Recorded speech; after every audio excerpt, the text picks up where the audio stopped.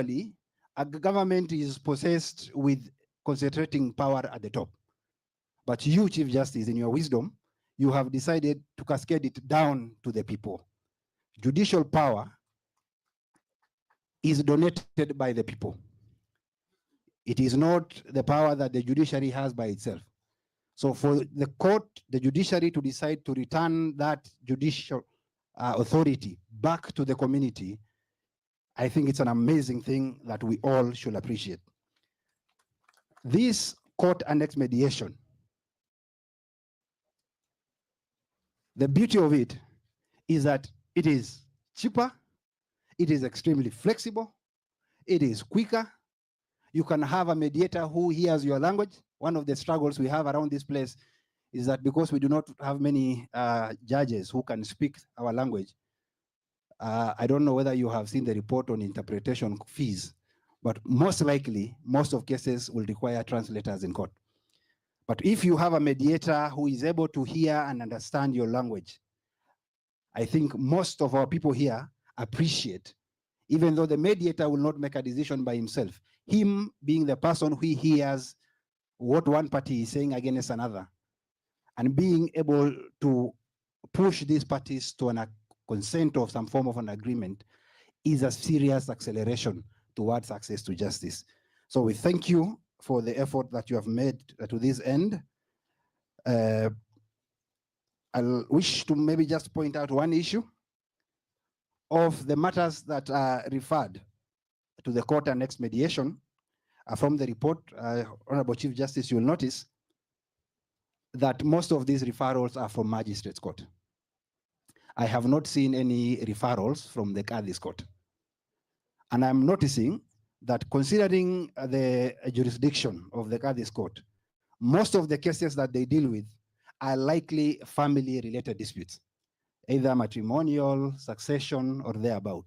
So those cases that involve family have a high chance of success, especially when they are referred to mediation. So I will encourage our judicial officers, Honorable Kadhis, to consider referring their cases to mediation in order for us to have a quick resolution of this dispute.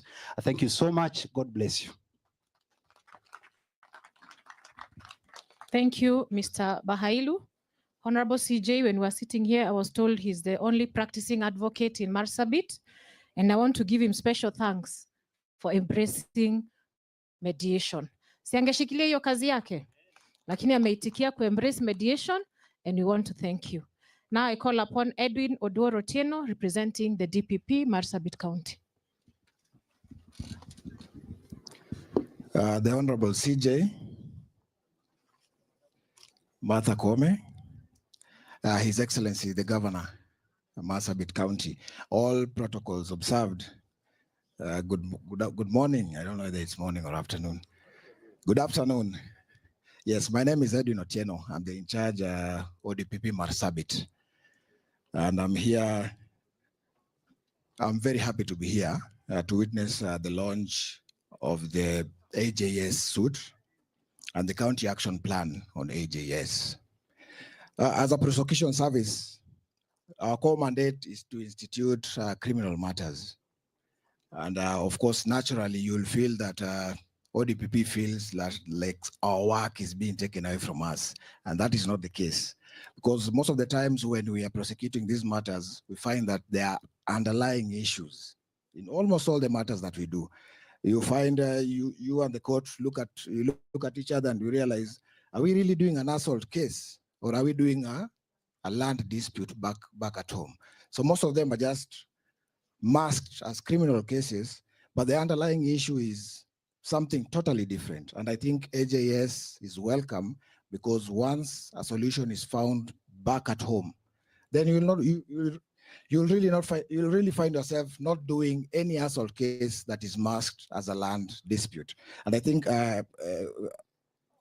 AJS will aid in clearing some of the backlog that we have. I think Marsabit looks like, yes, it doesn't have so many cases, but there's still a backlog because there's only the court in Moyale and the court in Marsabit. And without the mobile courts, then actually we will have that backlog. And AJS will help reduce this backlog because it is efficient and it is quite fast. My only urge to I know AJS will primarily or heavily rely on the elders. And I will urge the elders to enforce only that is that is supported by the Constitution. There are some harmful cultural practices and some backward ways of doing some things. So what I will urge is that you leave out whatever is not required by the Constitution and enforce that which is according to the Constitution. As a stakeholder, we give you our guarantee that we will support the implementation of AJS. We'll cooperate with all stakeholders in making sure that AJS is successful, because it's actually a very, very welcome system that is going to help a county like Marsabit. The good thing is that a county like Marsabit already has the systems. I think the elders, without knowing it, they have been doing what now we are asking them to do. And that is the truth. Madam CJ, I would like to report the presiding judge, not in a bad way. There's a time that elders came to us and told us, yes, we have agreed, we have sorted this issue, we have paid some compensation, but he put them to task. And actually there was a 5-minute tussle on why women were not involved in the decision-making. And they actually left agreeing that henceforth, women will be included in the decision-making. And I think that was a very good thing. Thank you very much. Welcome to Marsabit. God bless you.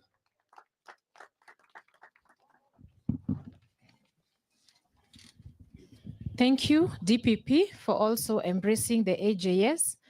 Wamama mmesikia, imesemekana, lazima mkue kesi kitatuliwa AJS. Mmesikia hiyo? Good news. So now I'll call the county attorney, Flavian Gekone, to give remarks.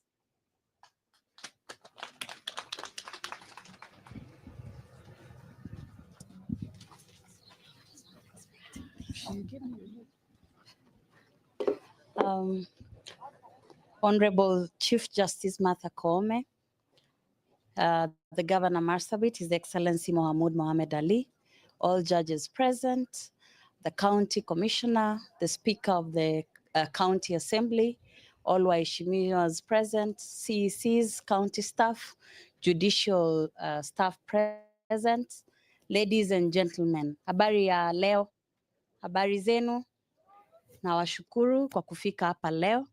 We want to appreciate your presence today, my lady. We are very grateful, feel at home. AJS is a very good system. Inatupatia suluhisho kwa mambo ambayo yangechukua muda mrefu kutatua kotini, na ni tofauti na hii system ingine kwa sababu mkiongea saa ingine kinyumbani, si ni rahisi kutatua kuliko kotini? Si pesa ni kidogo inaenda hapo, na si mnarudi nyumbani kama mmeshikana mkono. Kwa hivyo hii AJS ni kitu mzuri sana, muisupport, muishikilie ili tuweze kusonga mbele, si ndio? Asanteni sana. Thank you very much.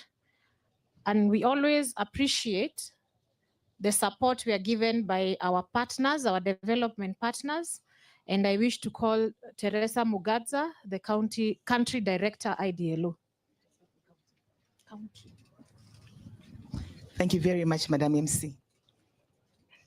The Honorable the Chief Justice, Lady Justice Martha Koome, His Excellency the Governor, Mohamed Ali. Allow me, my lady, to stand on established protocol so that I don't take too much time. My lady, it is a privilege and an honor this afternoon to be here on behalf of the development partners representing IDLO. I know my colleague Husna Mubarak would have loved to be here, but I understand that duty called her elsewhere. Also on behalf of our funding partners, including the Embassy of Sweden in Kenya, would like to really say, my lady, congratulations, because I know that this is coming to life of the vision that you've carried ever since you came into office in April 2021, which is bringing justice closer to the people. My lady, this occasion presents a significant step in advancing people-centered justice in Marsabit.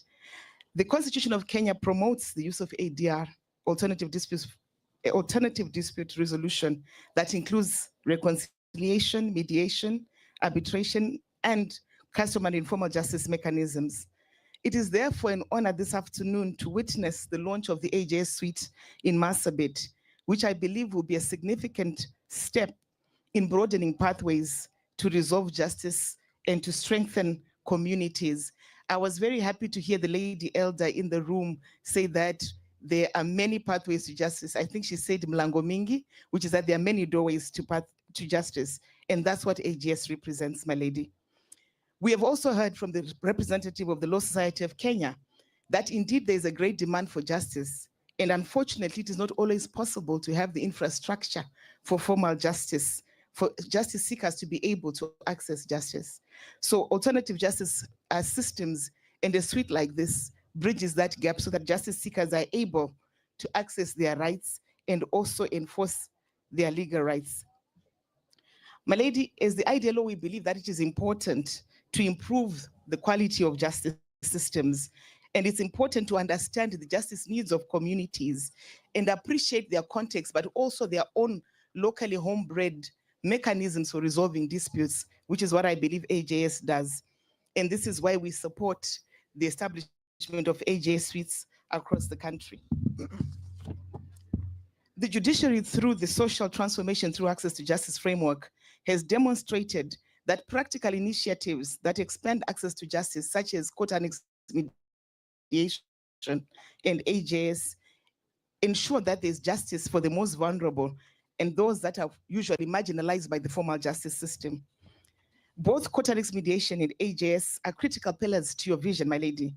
Court-annexed mediation provides an avenue for litigants to resolve disputes amicably within the court system. And I think we've already heard the success that Koome has achieved in the few months that it has been established in Marsabit.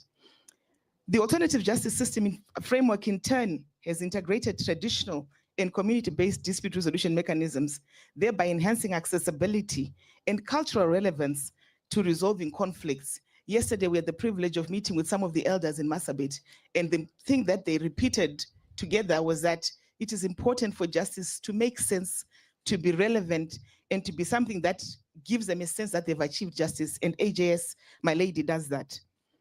Guided by the principles of negotiation, mediation, and conciliation, AJS has the capacity not to only discongest formal justice courts, but also strengthen the linkages between formal and informal justice systems. Importantly, it provides justice seekers with homegrown justice that promote community cohesion and sustainable relationships. We believe that AJS and court-annexed mediation have the capacity to contribute to ensuring justice through provision of accessible, affordable, and culturally relevant processes for dispute resolution. AJS systems utilize indigenous and community-based approaches that offer community unity and social cohesion by resolving conflicts in a manner that is consistent with values and customs of the communities. In turn, we believe that AJS also encourages collaborative problem solving through mediated dialogue. And these mechanisms together ensure justice for those that would often be on the margins of the formal justice system. We have been privileged, my lady, as the IDLO, with funding from the Embassy of Sweden in Kenya, to partner with the judiciary to ensure that we promote court-annexed mediation and AJS in Marsabit County. In this regard, we've been able to facilitate, my lady, the development of the private family mediation guidelines that the LSK already spoke to. We've also been partnering with Koome in terms of ensuring that the service charter for implementation of court-annexed mediation in Kenya is in place. We have been able to partner with Marsabit County in the training of mediators for Marsabit County. I think we took a photograph with some of the mediators earlier this morning at the court station. And with regards to AJS, we have been privileged to partner with the county government in the establishment of this particular AJS suite that is being launched this morning. We also have been able to facilitate training for the elders, so ensure that not only do we have gender representation, as was noted by the Office of the DBP, but also to ensure that there are guidelines for implementation of AJS that are consistent with the rules for natural justice. My lady, you'll be aware that the AJS implementing committee has come up with a county action plan for Marsabit, and that was something that we're privileged to partner with together with the AJS committee. My lady, I would like to say that our collaboration with both the Camp Secretariat and the National Steering Committee on Implementation of Alternative Justice Systems is a demonstration of our commitment to enhancing access to justice, not just for Marsabit County, but across the nation of Kenya. And I know we have met severally where we have been in situations like this, where we are promoting the multiple pathways to justice for justice seekers. And maybe let me just conclude, my lady, by saying we reiterate our commitment to work with the judiciary, particularly to ensure that we have justice mechanisms that are relevant and that ensure that justice is not only seen to be done, but done in a timely manner that is relevant for the people concerned. And with those not so few remarks, I thank you. Thank you very much, Ms. Mugadza. Nataka kuita entertainment. Kuna wenye walikaribisha CJ pale, kuna wengine hawakuimba. I know there are very many groups. We have the Borana, Gabra, Burji, Rendile. Ni wagani hawakuimba pale CJ akiingia? Ama ni nani wako tayari kuimbia CJ?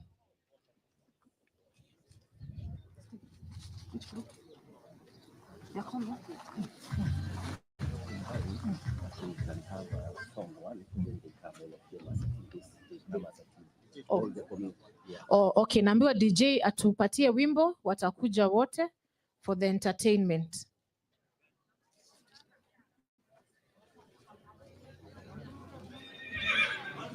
Tuharakishe kidogo.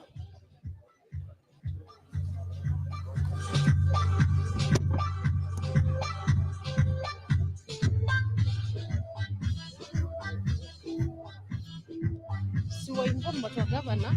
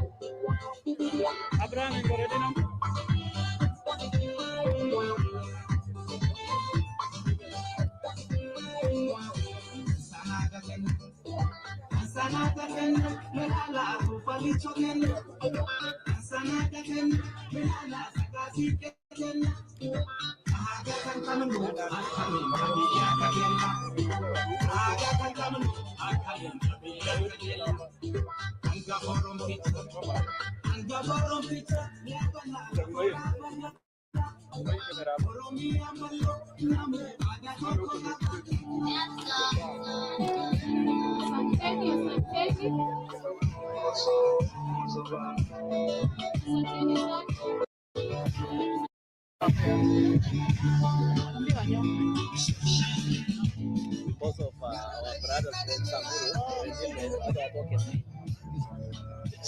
always combined.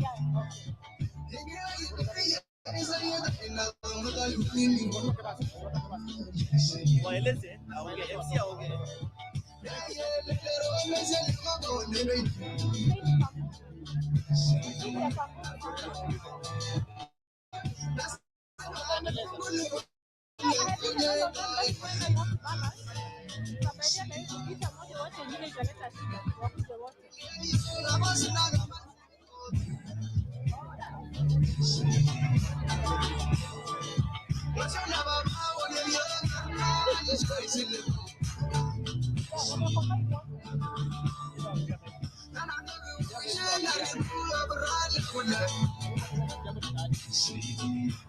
Ile nyimbo ya jamii yote tumeshikana hii ambayo ni Koome. So tulikuwa tunataka kuna mtu mwenye anataka kuperform. Alafu Koome. Ya kila mtu. Ni alafu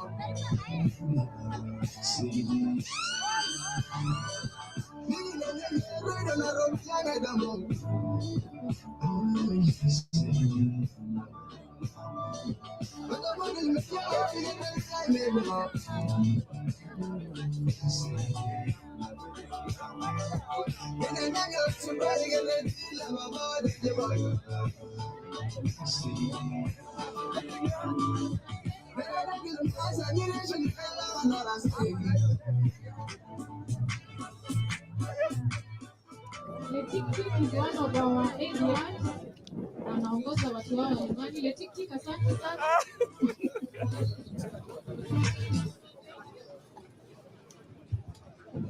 Allow me now to call the County Commissioner, Mr. James Kamau.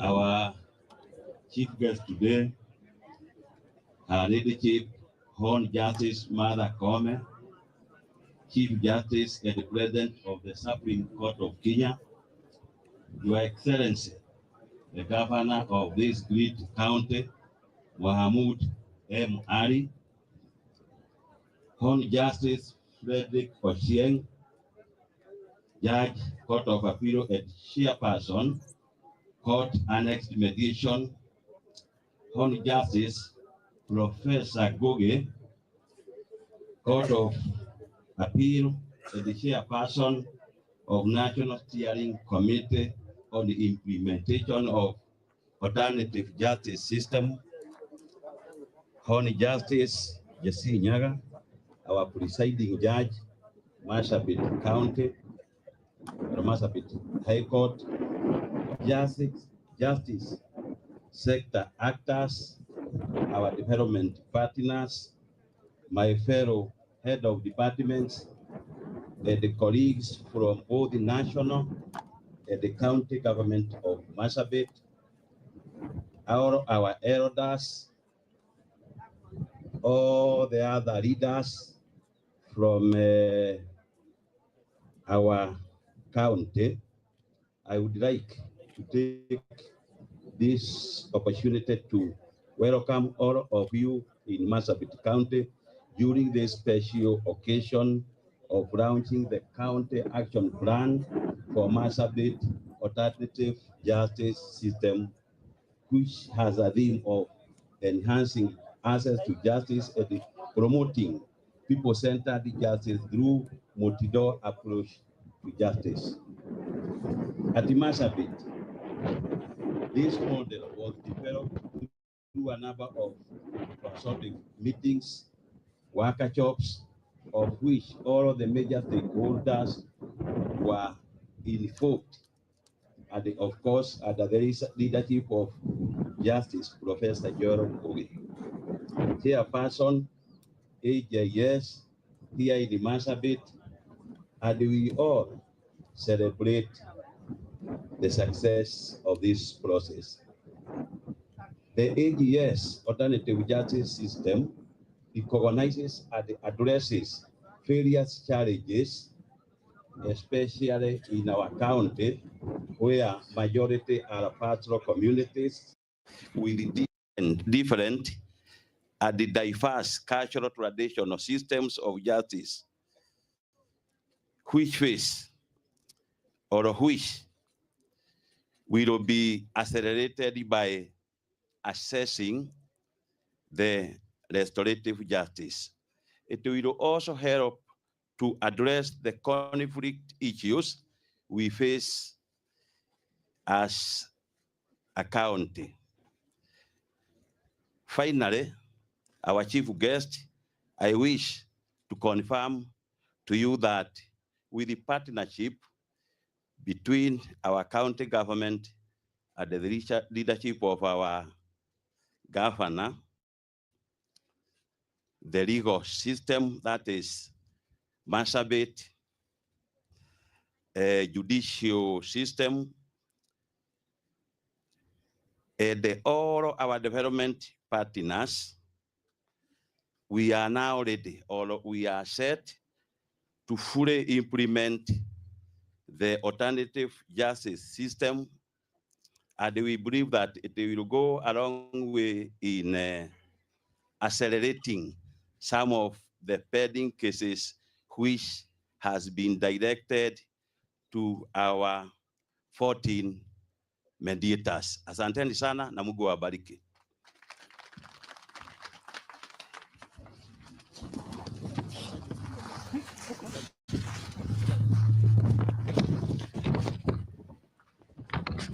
Thank you very much, County Commissioner. I now call upon the resident judge, the presiding judge, Marsabit High Court, Mr. Justice Jesse Nyaga.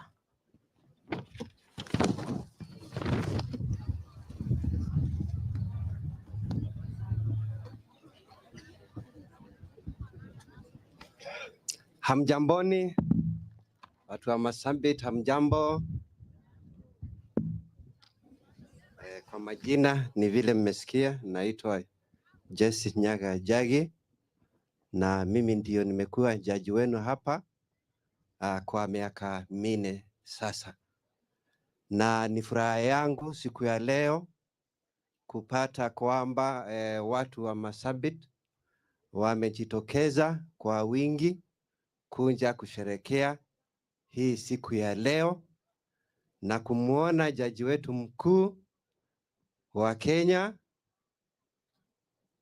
Nina hakika kwamba watu wengi wanamsikia lakini hajamuona, na mimi pia ni furaha yangu sana pamoja na nyinyi kuona kwamba Chief Justice of the Republic of Kenya amefika hapa Marsabit leo. Ama hamjafurahi kuona Chief Justice? Honorable the Chief Justice of the Republic of Kenya, Mother Koome, President of the Supreme Court of Kenya, His Excellency the Governor, Marsabit County, the County Commissioner, Judge of the Court of Appeal, Mr. Friend Ocheng, present here, and judges of the Court of Equal Status present, ladies and gentlemen. Today we have heard from our governor here that Marsabit is a very fast country, and we believe him that the county is very fast. It stretches all the way from Rire in the south to Moyale in the north. From a place I'm told is called Shuru in the east to the shores of Lake Turkana, a town called Leangalani. So for our courts to dispense a formal-based form of justice in such a vast county poses a very great challenge to us. That notwithstanding, the communities living in Marsabit County have a well-entrenched, century-old traditional justice system in what can be described as an elder-centered justice system. In that kind of system, at the bottom of the community structure of solving disputes is a village head at the Manyata level. So at the Manyata, the head of the Manyata presides over disputes from the residents of that village.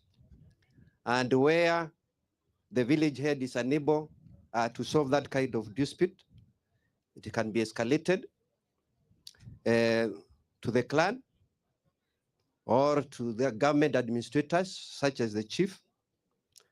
And even where the chief is unable to solve the problem, it can be escalated to the county administration, county commissioner and sub-county commissioners.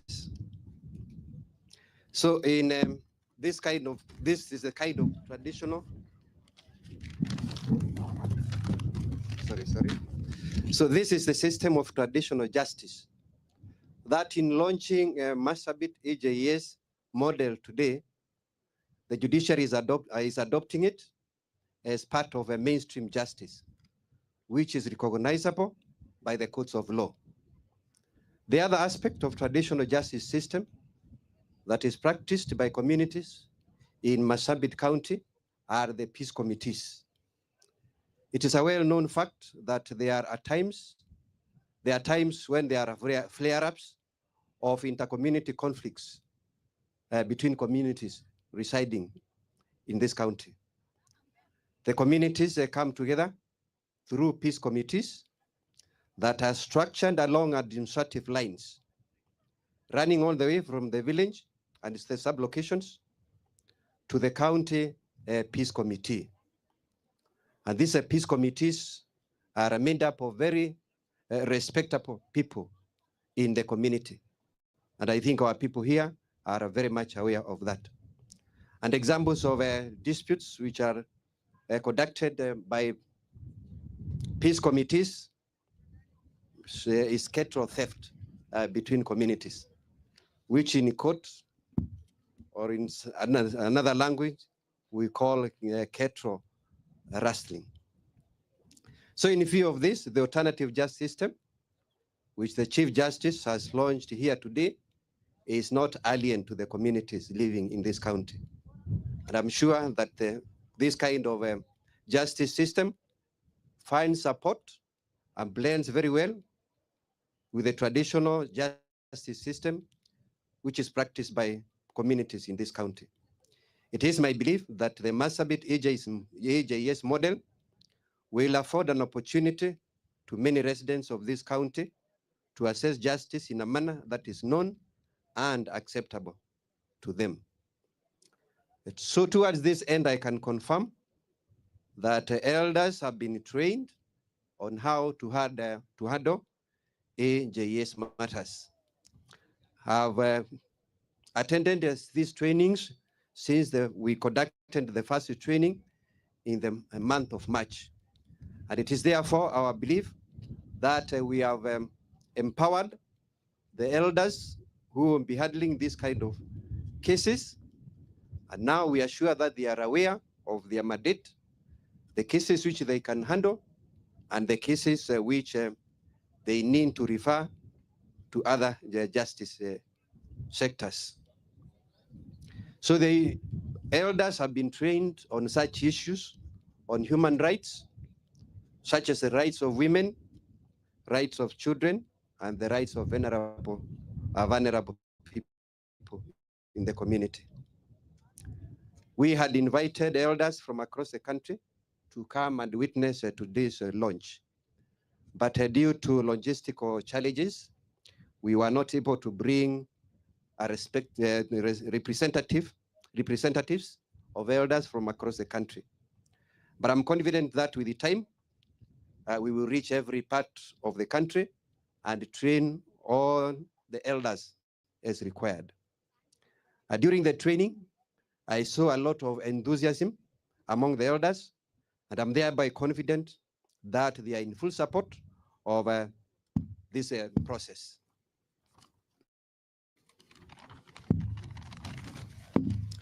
So the elders will be conducting their business in this building here, which we are calling the suite, which building we have opened today. This building has been listed to us for a period of 3 years by the Department of Housing of the National Government. The building, when it was handed over to us, was in a very bad state and neglect. So, but I wish to sincerely thank His Excellency, the Governor of Marsabit County and his county team for renovating this building to the eye-catching state it is in now. And we would not have managed this without the support of the Governor. So, Your Excellency, we appreciate your gesture towards this end. Na wale wazee wako hapa, nataka muangalie hii bendera mnaona iko hapa. Mniambie mnaona iko na rangi ngapi? Si mnaona zile rangi ziko kwa bendera hii? Mnaziona? Na muangalie ile nyumba ambayo tunaita ukumbi, ambapo mtakuwa mnafanyia kesi zenu. Mnaona hiyo mabati iko painted color gani? Najua inaitwa green. Sijui kama kwa Kiswahili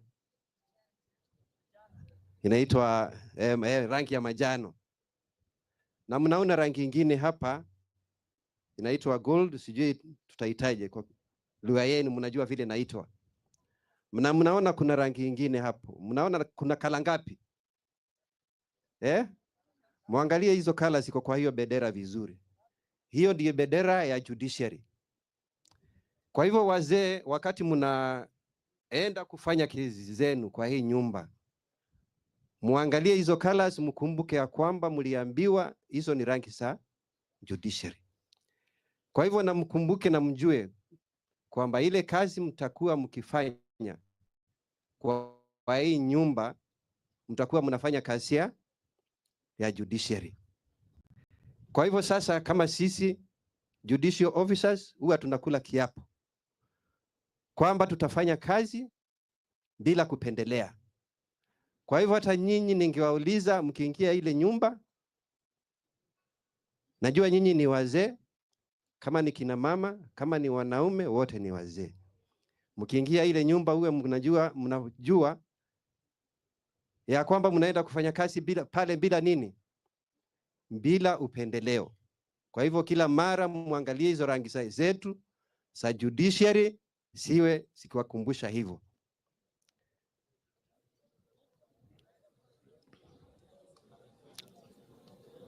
So finally, I wish to thank the court users committee of Marsabit who have shown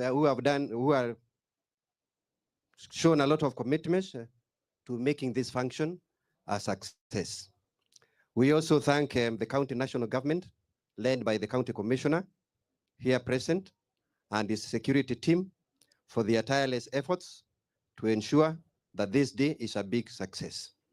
So thank you very much, your leadership, the Chief Justice of the Republic of Kenya, for according me the honor to address you and this gathering. Asanteni sana.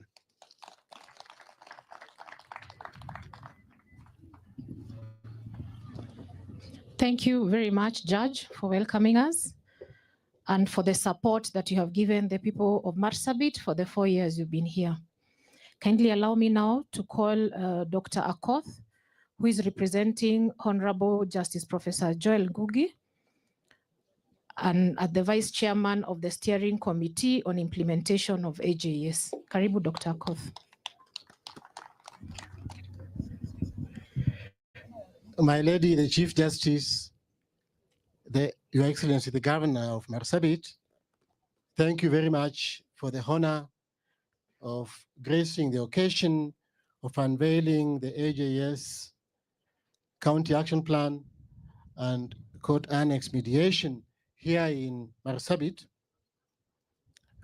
My Lady, we thank you very much for the honor because you have appointed our committee to be in the forefront in leading or rather contributing to your vision of people-centered justice. In that regard, as part of doing AJS action plan and the conversations that we do, we always put evidence in front because we always start by asking the question, whose justice are we dealing with? And in the process of developing the county action plan for Marsabit, which we did collectively, we conducted a background research to ask ourselves, what are the key justice questions? And we established as following, that the most outstanding legal problem that people in Marsabit talk about, seek justice for, is a land question at 56%. That is followed by petty offenses. Petty offenses ni ile ya watu, mtu amechukua kitu ya mtu, mtu amemtusi mwingine, mtu amefanya mambo ya madharau at 54%. That is followed by family disputes at 53%. Now, family disputes are actually in two forms. We have the ones that initial speaker talked about, dealing with succession issues and issues of maintenance, but there's also domestic violence, which comes at 37%. And then we have intercommunity conflicts at 43%. And therefore, the county action plan that the people of Marsabit have suggested for AJS responds to these justice questions. And my lady, having done this background research enables us to track the kind of contribution that AJS and many other doors of justice are able to contribute in advancing your vision of ensuring social transformation through access to justice, and indeed realizing the objectives of Article 48 of the Constitution of Kenya. But two significant issues also came up during our preparatory processes. And one of it was that through AJS conversations, although we came as people from various cultures, kila mtu alikuja na mila yake, at the end of the conversations, we agreed that we now have to form a culture of justice, where every culture comes together and forms one culture that is bigger than a singular culture. There are two important things that we promised ourselves to measure this culture of justice. And these are two prevalent issues here in Marsabit. One is the issue of what is called early marriage. Na tulisema hii kitu inaitwa early marriage, it cannot be called early marriage. Because what is early? Is early in the morning? Is it before lunch? Is it in the evening? So it is child marriage. It is child marriage, and child marriage is not acceptable, it's voidable, and we've agreed we will call it by the right name. And one of the missions of AJS work here is first to say, haitwi early marriage, inaitwa child marriage, na haikubaliki. That's a very important benchmark and milestone that the AJS practitioners gave to themselves as part of the action plan. The second and the last important milestone that the team gave themselves is, in the unfortunate event that there is loss of life, and apart from the court, first of all, that matter must go to court, we agreed, but often the elders are involved. We agreed that there is no blood which is going to be considered as being of higher value than the other. Blood ya mama na blood ya wazee are all of the same value. Blood ya people of various ethnic groups are all of the same value, meaning that AJS helps us to agree that we are all one human with dignity and we are all equal. And that is a very, very important element in our quest for justice, because justice must also be about interpersonal idea of justice that treats all of us as equal before each other and before the law. My lady, in conclusion, Justice Professor Joel Ngugi asks me to thank you very much, not only for the honor you've given us to serve, but also for accepting his apology. And the committee that you've appointed have got about 32 of us. And towards this particular event and the process of developing the AJS action plan in Marsabit, there are 2 colleagues of mine who have worked so tirelessly since March, as presiding judge did indicate. And I would like, with the permission, that they just stand and get an applause. We have Mzee Set from Isiolo, who is our Mzee and been leading us. And we have our head of secretariat, Madam Jemima Aluda, who has tirelessly worked and put all of it together. Wamama tumpatie shangwe tafadhali. Asante. Thank you very much, Madam Aluda. My lady, we promise you that we'll continue working in the pathway towards realizing this important vision that you have given to ourselves. And we request that in the days ahead, that the county also continues with excellent contribution that they have given to us in the past. And we thank very much the governor that this morning, he also promised that he will give further support in training more elders so that as we do AJS, we should know that it should be human rights centered and should be about justice for all. Thank you very much. Thank you.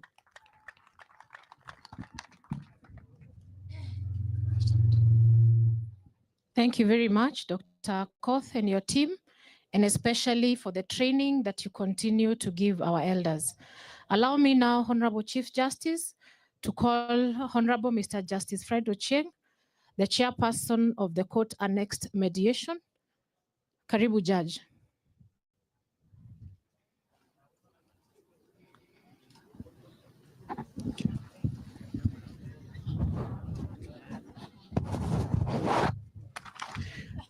Watu wa Marsabit, hamjambo? Hamjambo? Muna furaha hamna? Nyingi? Tena sana? Asanteni sana sana. To the Honorable the Chief Justice, and to His Excellency the Governor, and all here present. It gives me great pleasure and honor to be back home.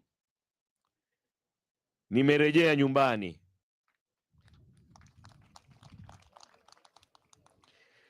Why do I say that I'm back home?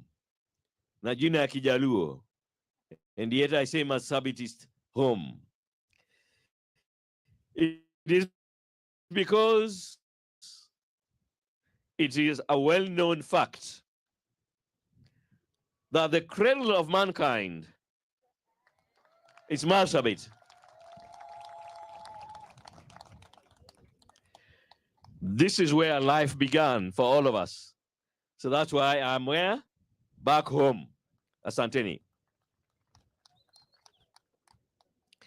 I'm also pleased to learn from the various engagements which I've had this week with the LSK, the staff, and the CUC, that the county boasts of 14 indigenous communities that proudly live out their culture.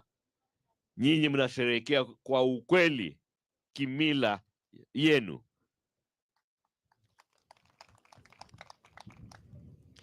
Interestingly, I also learned that Marsabit County is the largest county in Kenya, with a land surface of 78,000 square kilometers. Many other people know, one other county has been claiming it. But today I learned from the governor, you are the largest.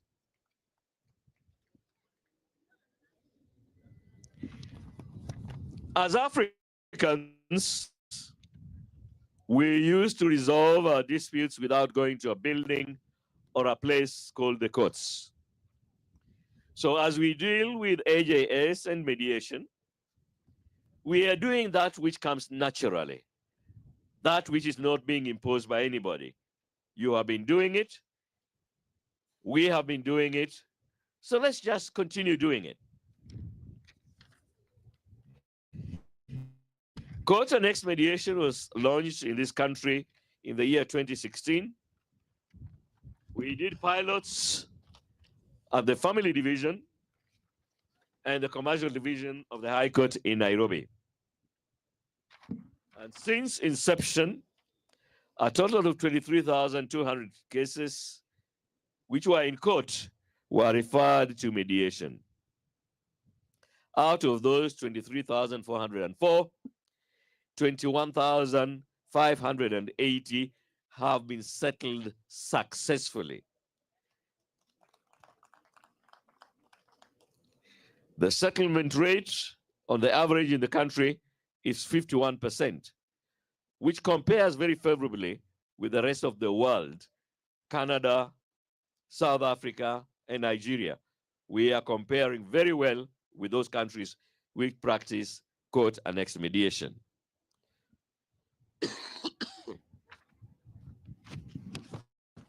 Here in Marsabit, a total of 34 cases have been referred to mediation since we began just at the beginning of this year. And out of those, 24 have been concluded, with 15 recording full settlement. That translates to 63%, which is higher than the national average. So you're doing very well. Mjipigie makofi tafadhali. And whereas tumesema mediation, mna siku 60 ya kujaribu kutatua shida zenu, nyinyi mnakimbia sana bwana. Kwa siku 32 days on the average, mshamaliza. Nawashukuru sana, nawapongeza. Most of the cases that have been resolved involve children, custody, and maintenance. Inaonekana waume kidogo walikuwa wanakimbia zile wanatakikana wafanye kutunza watoto wao. Lakini sasa with mediation mnarudi pale pazuri. Nawashukuru tena.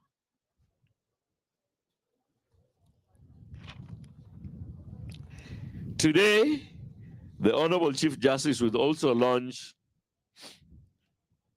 family mediation guidelines. This is a practical guide for the practice of family mediation in Kenya, which encompasses things like child custody and maintenance. You know, if you think about it, if you seriously think about it, saa zile wewe ni baba mtoto na kidogo umekosana na mama mtoto, mtoto anaenda wapi? Na sisi wapatia guidelines, mtoto ndiye anaumia. Na wale wamekosana ni nani? Mama na baba. Mtoto anayewakosea. So some of the guidelines being launched today is to help in that line.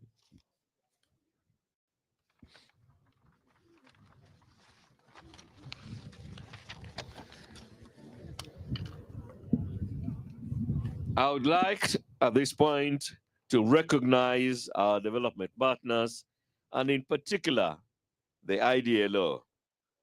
Madam Teresa, thank you very much. They have helped us with sensitization sessions, together with the CUC members, judicial officers, and staff. We are also engaged extensively with both the national and county governments who pledge their support towards the mediation program in the county. When we began this last year, we did not have even one trained mediator in Marsabit County.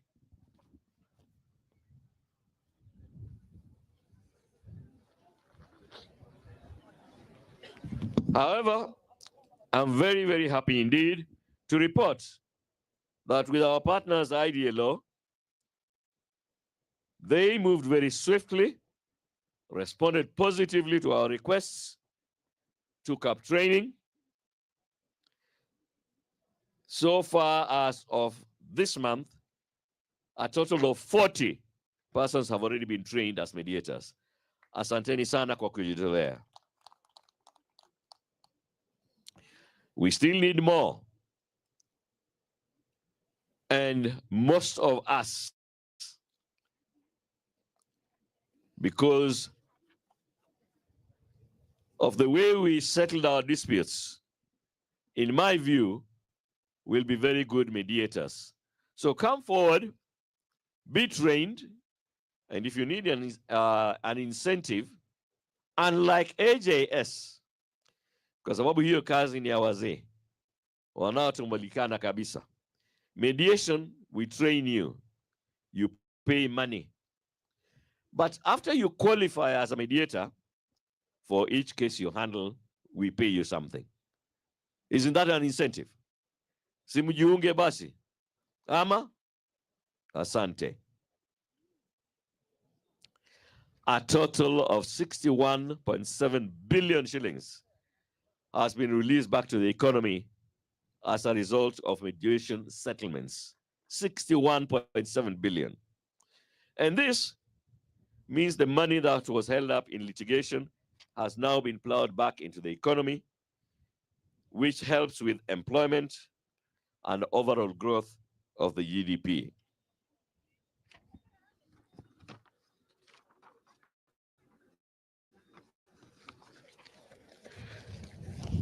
Mediation is amenable and usable in resolving almost all kinds of disputes. So the only things that are precluded are public interest matters. Hamwezi mkaenda mkakaa wenyewe mkasema mambo ambayo inahusu jamii yote mnatatua kwenye mediation. Matters involving or affecting children, like child abuse, child neglect, and defilement. Hiyo haikubaliki kwenda mediation. Defilement, Domestic violence, no. Criminal matters, no. But anything else can be settled through mediation.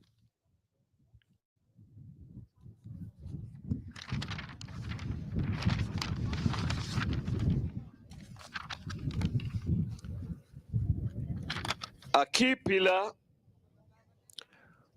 of social transformation through access to justice blueprint is case clearance and backlog reduction. Jinsi tunavyopunguza kesi ambazo ziko kotini. In the State of Judiciary Annual Report 2022-2023, case backlog stood at 336,000 cases. As of June 2022, 336,000. As of June 30th, 2023, it had dropped from 336,000 to 272,000, which is an 18% reduction. This has been contributed to partially by referring matters to mediation. So you see, mediation works. Ama vipi?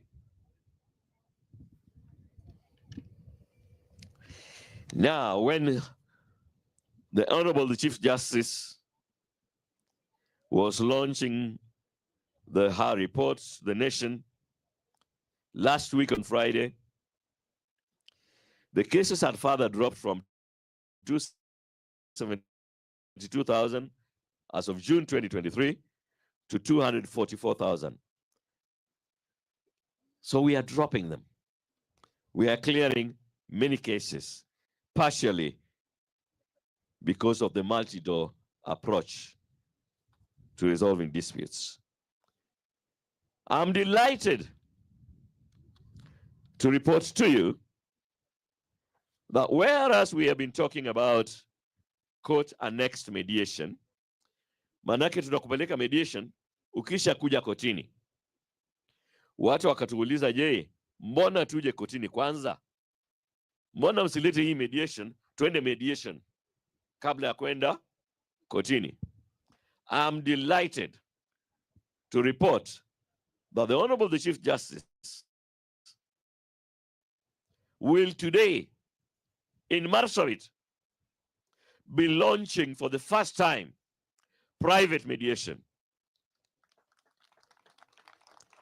ile ambayo itawawezesha mkipitana na mwenzako mtafute mediator awakalishe chini mtatue shida yenu.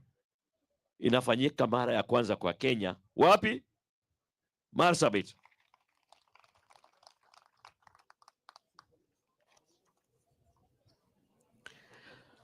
Mediation can be done physically, and usually the first meeting tunaomba sana ikiwezekana ifanywe mnapoonana ana kwa ana.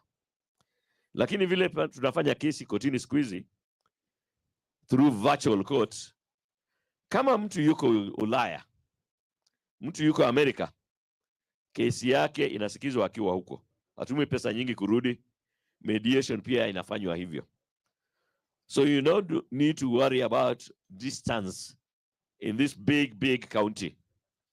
Inawezekana kufanywa through ICT. Na mkitatua, mnatuletea haraka na inakuwa order ya koti. So, I'm back home. I'm excited. I don't want to say too much more because I know the Honorable Chief Justice will be telling you more. Asanteni sana kwa kunikaribisha nyumbani.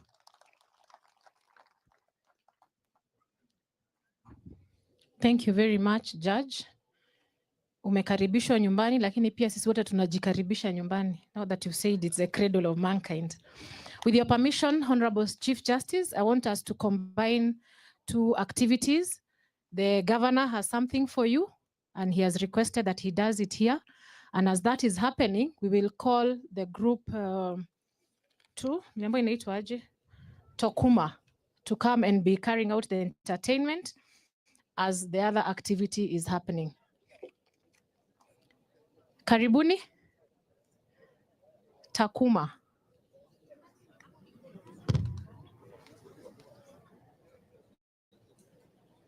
The governor requested that we do this here. So karibu sana, Governor.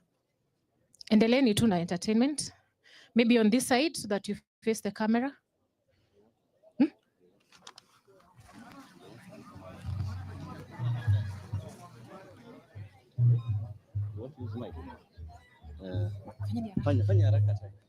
Your honorables and your excellencies, you are welcome back home.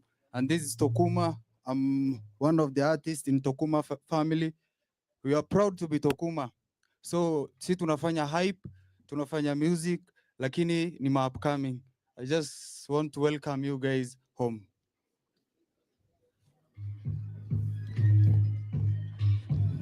Yo, yo, yo, yo, yo, yo. Baby king to the world, nigga shit.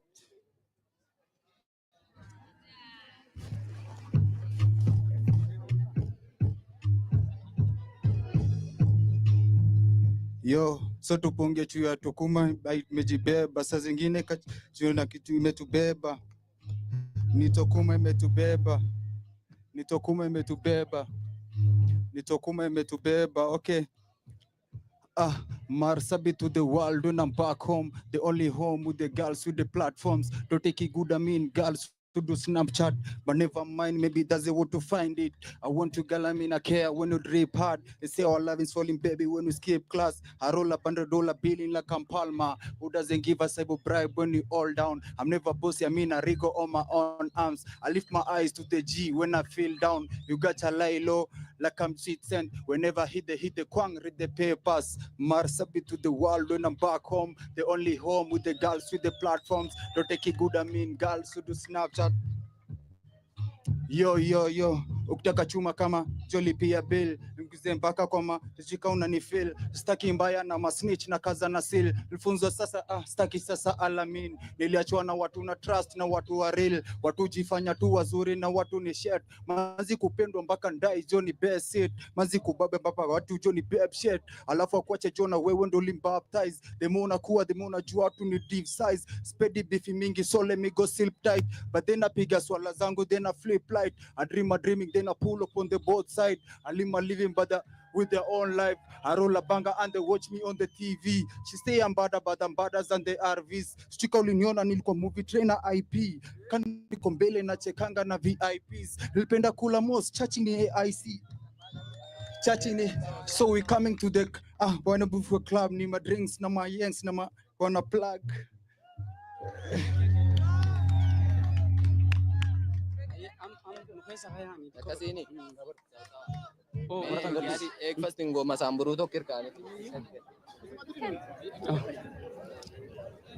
Ngoma yenu itaenda sawa.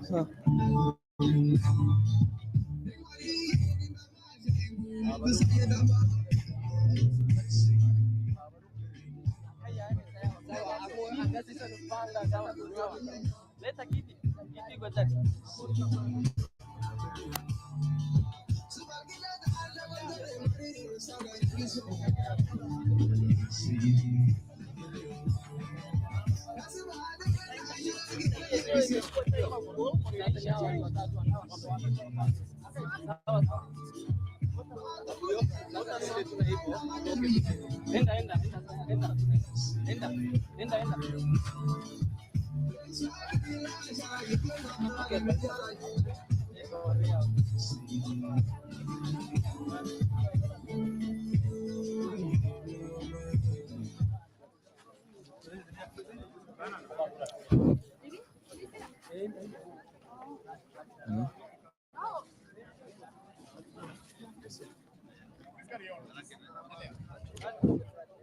Honorable Chief Justice, His Excellency, our Governor, and all protocols observed. Here on the stage, our Marsabit comedians are ready to perform a simple play. Asante.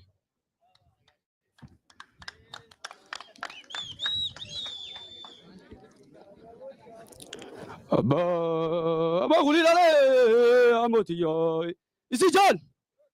Shamma ti dalan kalerma kankai. Dalan kun kalerma. Amanta makan gaduvekan. Shambatiya kan kalerma kan daladabe. Entu duve dalahi yachis. Nami di dala tanguto balibeti. Nami di dala kaduve shambati kasajatu tila meso. Intal shambati takalana arma dari mida fade birademe shambati arma dari gadisa mama shambati manto warangai shambanti ababo he nirra allebeno aguto balibeti dema charma gargar burjiti duftani garisan duftani vijira yiyo bena bafeten ko tudute ana moyaleti ini fade shambantiya Mandra balles. Takare. Tenane. Shamba la deputatan. Ini na beha kanar bujjes. Akanar bujjes na beha ini. Akanona lenche jesse timte. Timte asun. Alla na ambeh. Alla sare yanyat. Lakin de wuni jessa namkan. Lakin. Akasere. Meni nagarsis. Meni. Allah waaqi buyen dubbatu. At shambati tifate. Shambati tifate. Shambati tifate. Teti ensigen. Ente sagen. Olin dabina.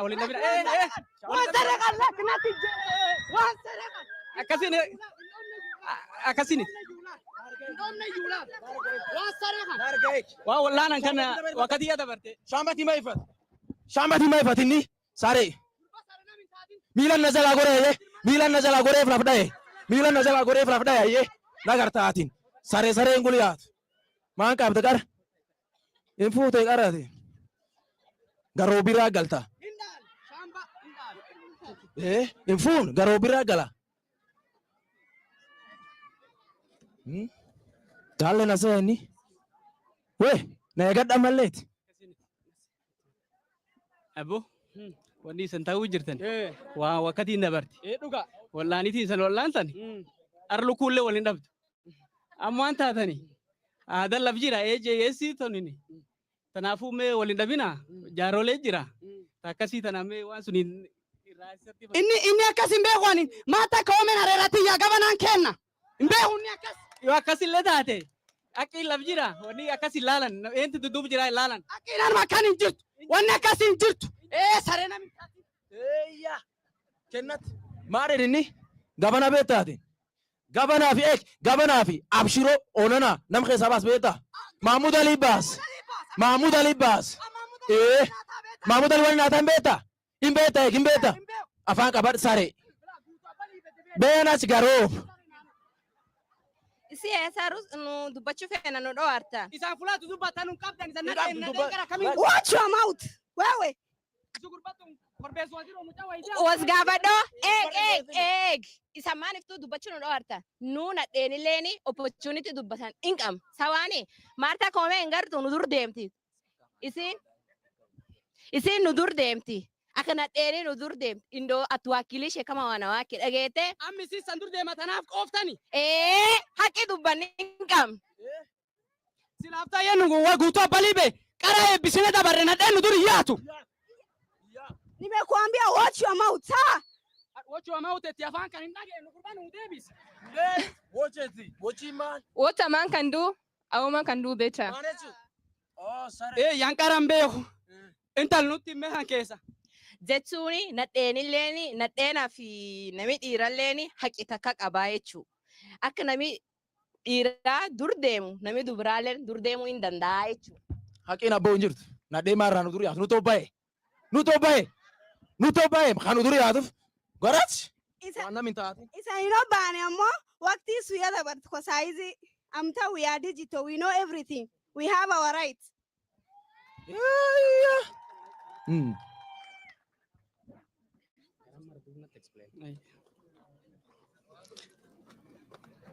amma natu jiddu teessan jira waliin dhabdanii karaa nagaatiin waliin fidamtanii tanaaf nagaa jabeessa akkasimee waan kanirra bitan faamsi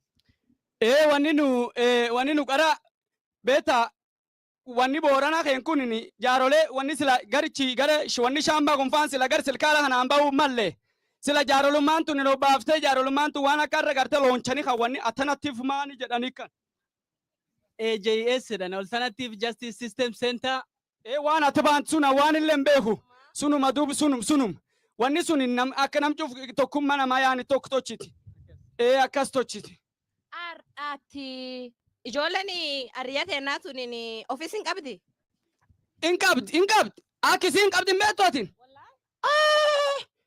me nu dudduub agarte ofisi sun kajaarule yalla nulleen keessa qabnaa tuwaa sun kubin qabne taakkana tara galatooma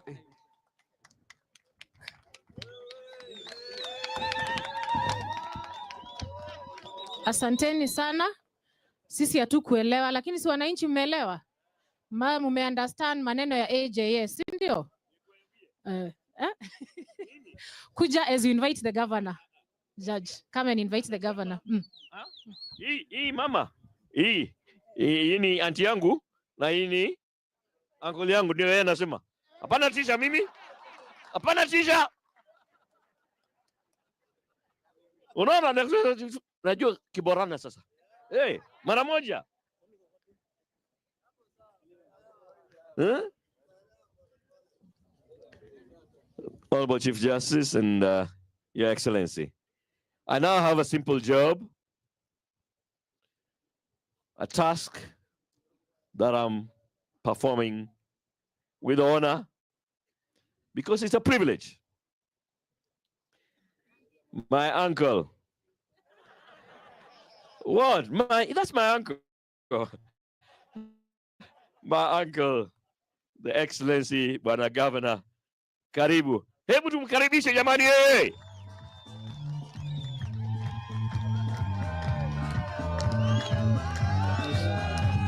My uncle. Thank you very much.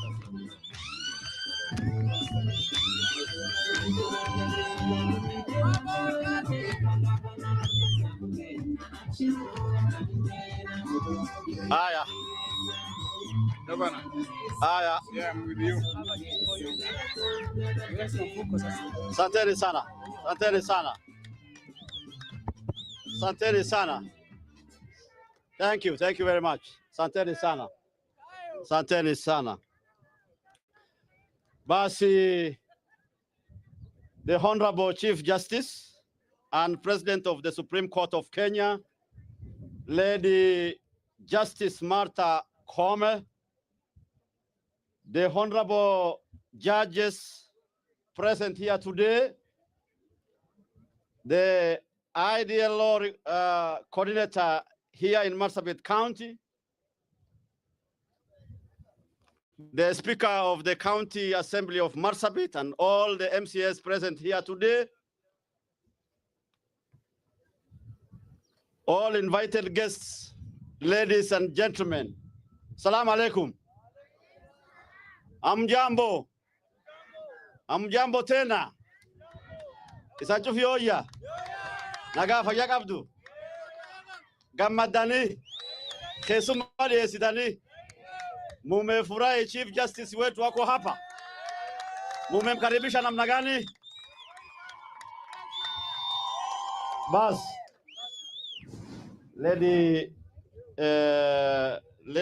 Your Ladyship, Honorable Martha Koome, before I make one or two remarks, there is a small request, bit of program or protocol breach here.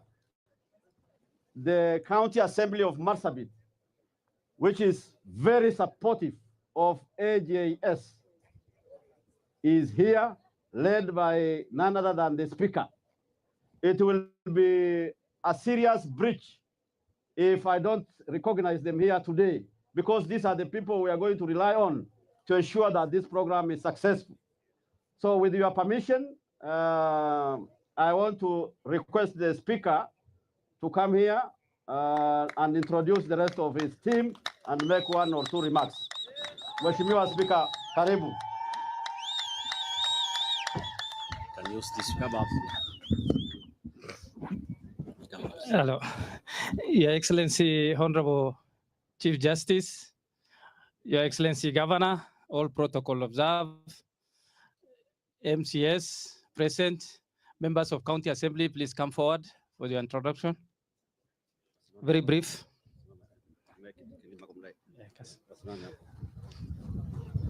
Just stand there. I mean, yeah, to introduce one by one.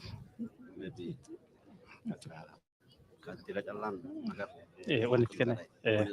Okay, I think you can say your name.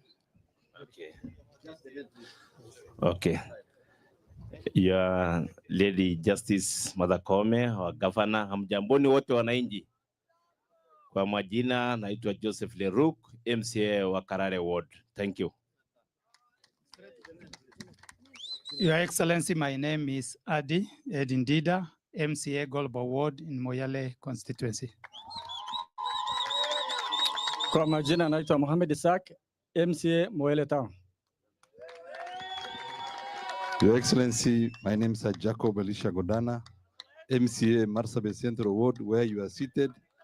I'm the landlord and the rest are my tenant. Your Excellency, my name is Salkano Sorarare, MCA Obo Ward. Your Excellency, my name is John Boru, MCA Sololo Ward. Your Excellency, my name is Lucy Kargia, MCA nominated.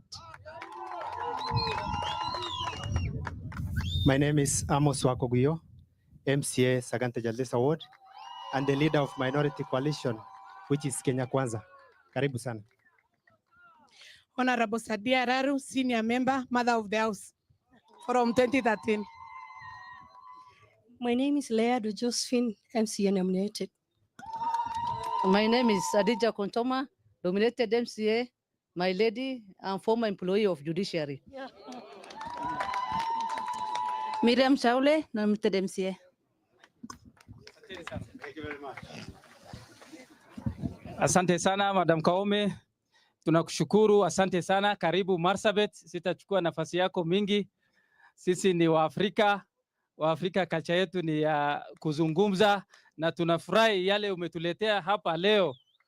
Tutaunga mkono kabisa, tuko na wewe. Asante sana. Thank you very much.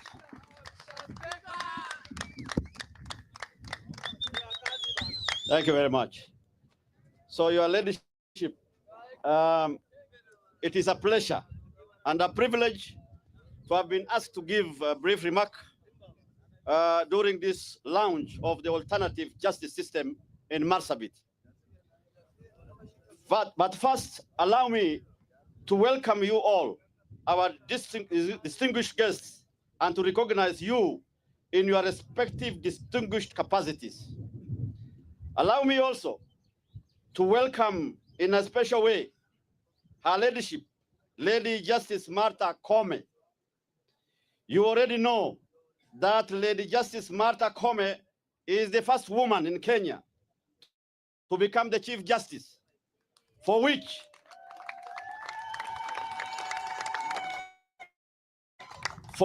we celebrated her and continue to celebrate Marsabit.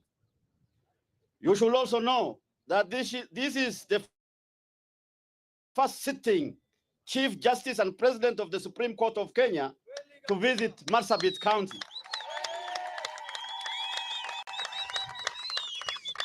We are therefore honored to host for the first time in Marsabit the Chief Justice of Kenya, the first female Chief Justice in the history of Kenya, on her first visit to Marsabit. Your Ladyship, a lot has been said on how Kenya's 2010 Constitution is one of the most progressive constitutions in the world. It was the 2010 Constitution that created and devolved resources to 47 counties, thereby giving Kenyan people more control over their affairs. As this day makes it clear, the 2010 Constitution did not only devolve resources, but endeavored to bring justice closer to the people.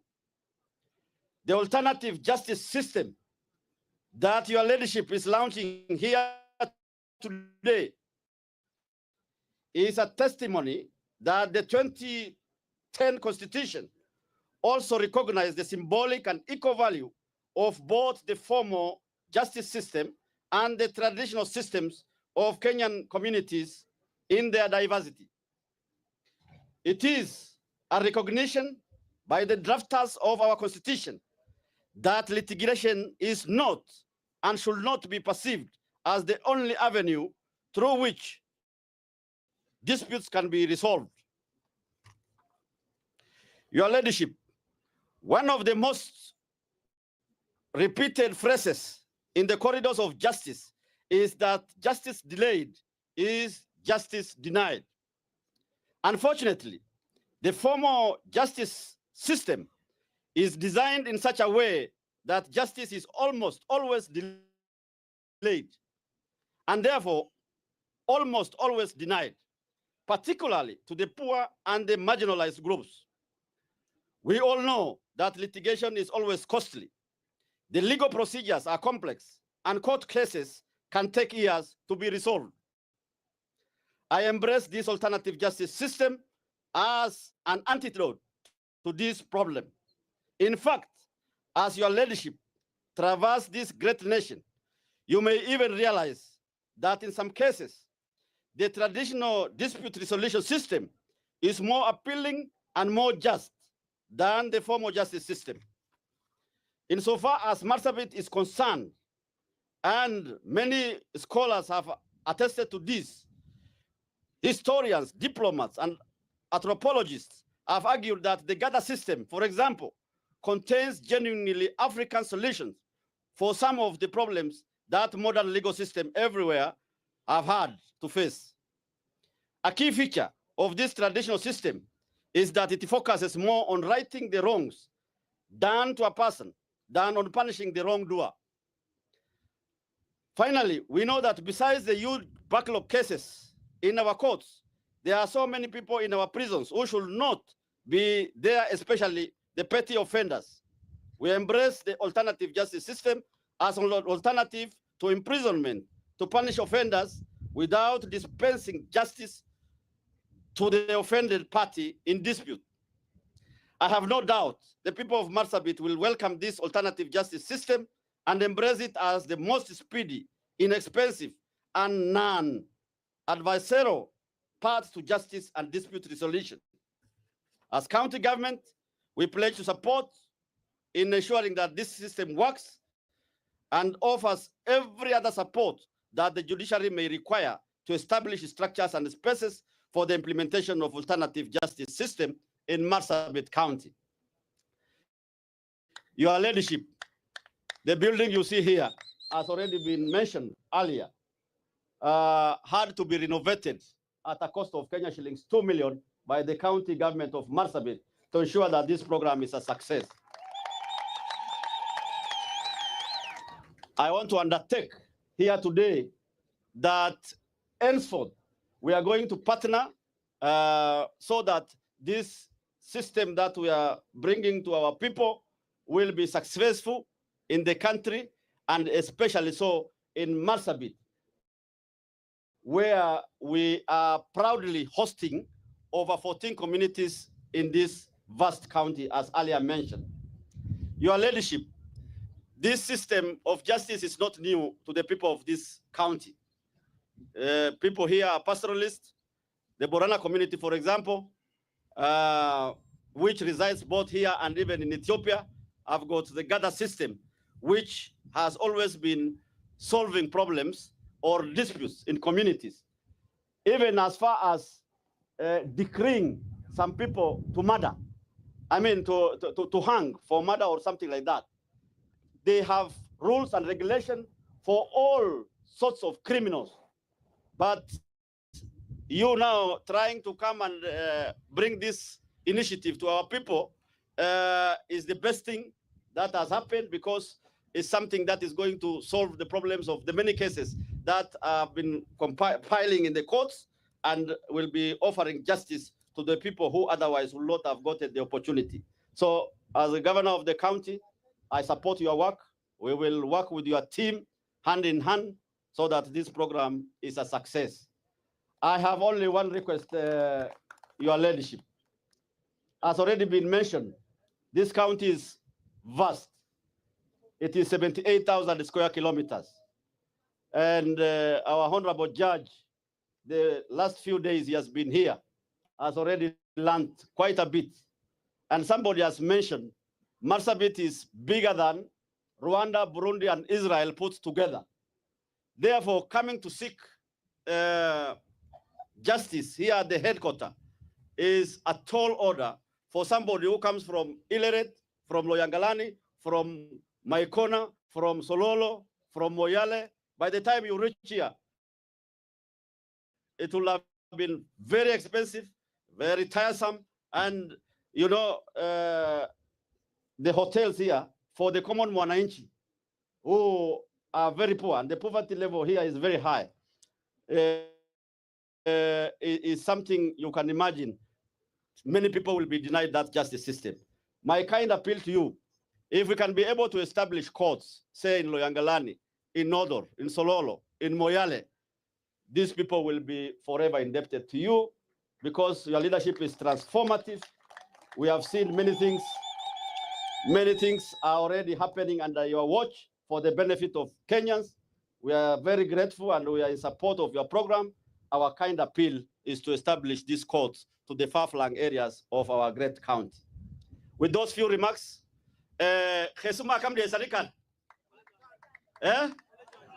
sasa tutamkaribisha Chief Justice wetu akuja aongee na sisi, lakini tutamkaribisha namna gani?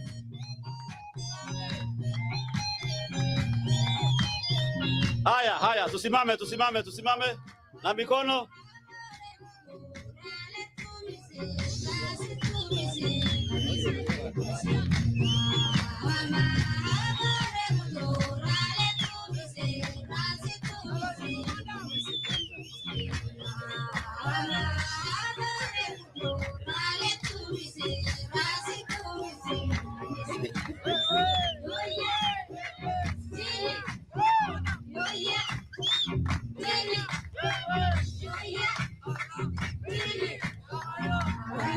Haya, asanteni sana.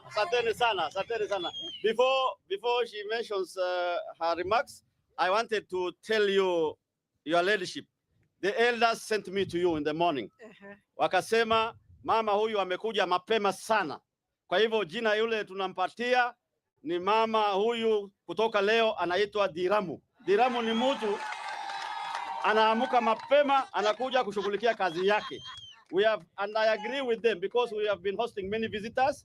So many of them, we keep waiting for them for hours and hours and hours. But you came promptly, 8:45. Karibu, ongea na watu wako. Thank you very much. Asante sana, Your Excellency, our Governor, Mohamed Ali. Asante sana, watu wa Marsabit, amjambo. Salamu alaikum. Kayo. Asante sana. Thank you very much for the very, very warm welcome. I recognize all the leaders who are here today. Viongozi wetu wa county, viongozi wetu wa serikali kuu, and all the distinguished residents of Marsabit. I am so honored to join you today here. And I thank you so much for this welcome. Ukumbi wa kitamaduni tunaye ama atunaye? Asante sana. I'm also very honored to be home. Nimerundi hata mimi nyumbani. Si unaona tunafanana na nyinyi.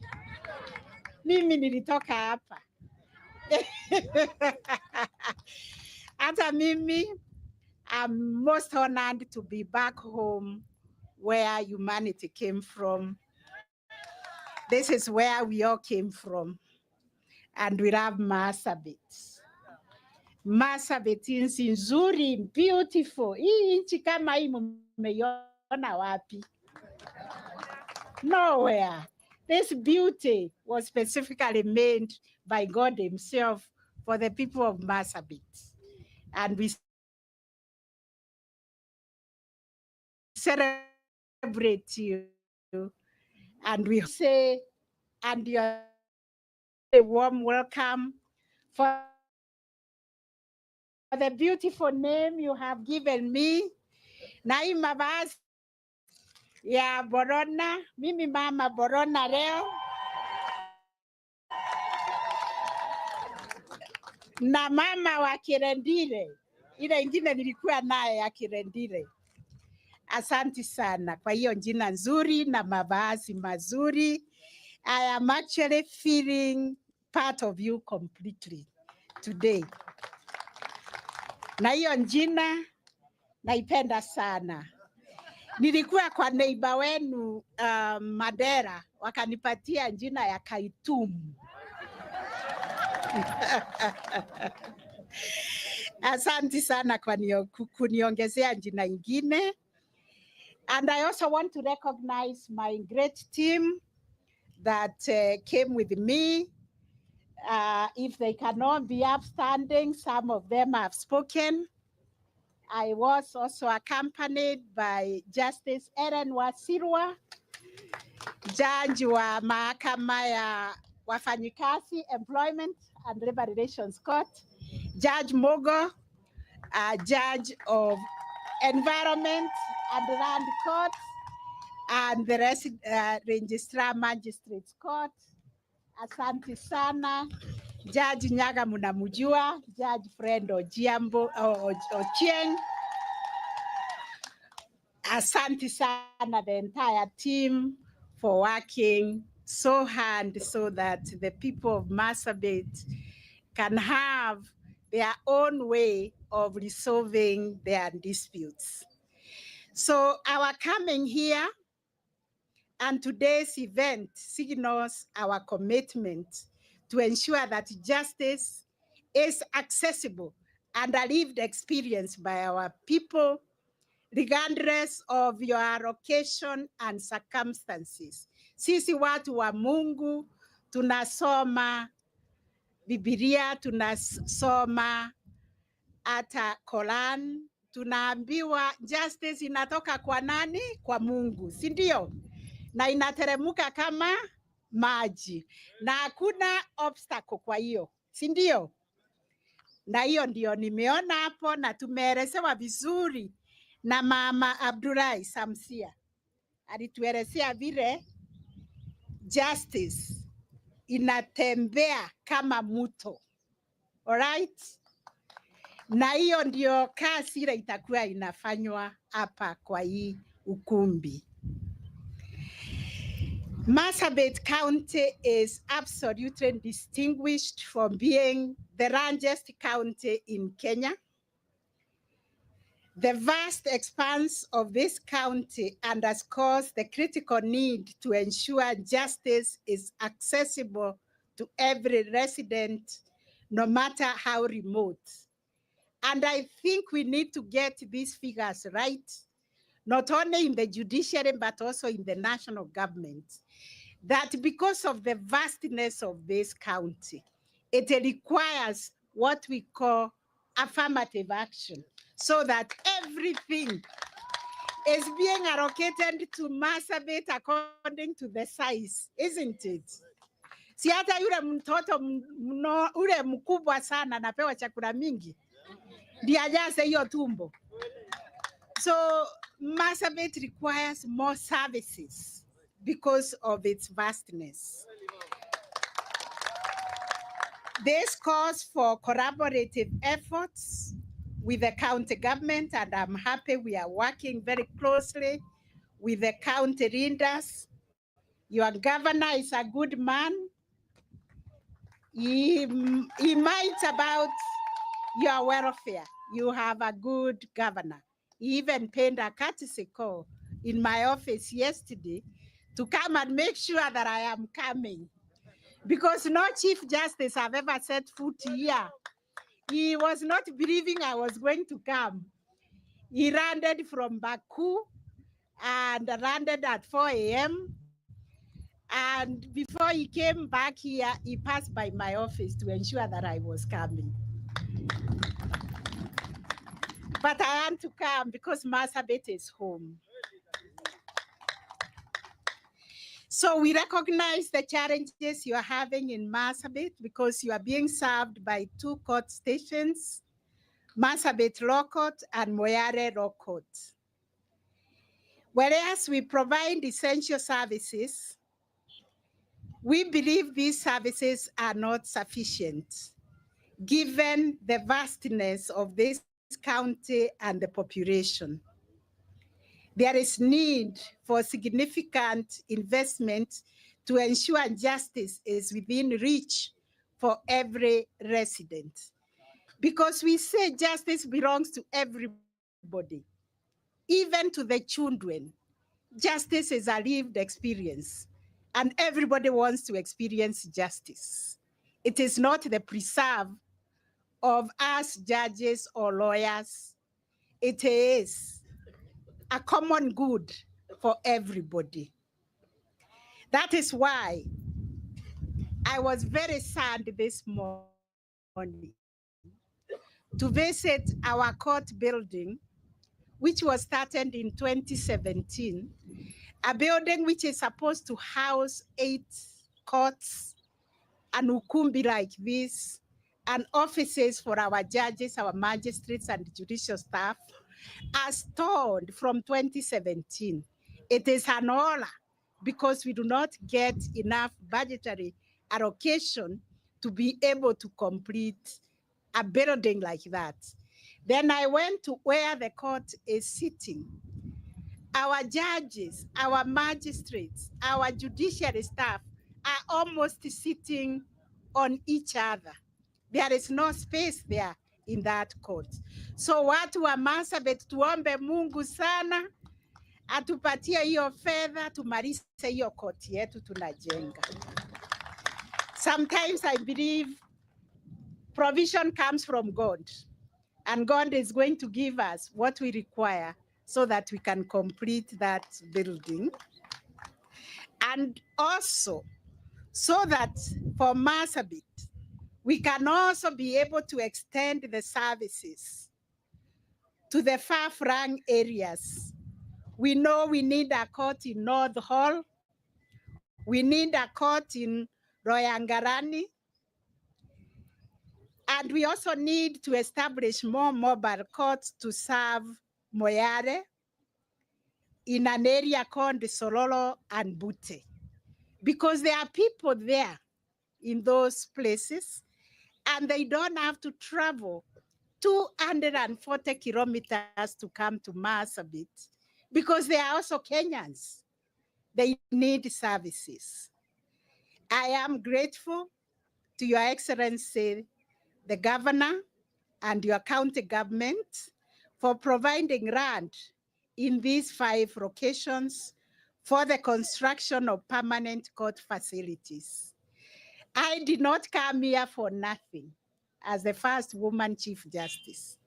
I came here so that the people of Marsabit can have courts and can access justice.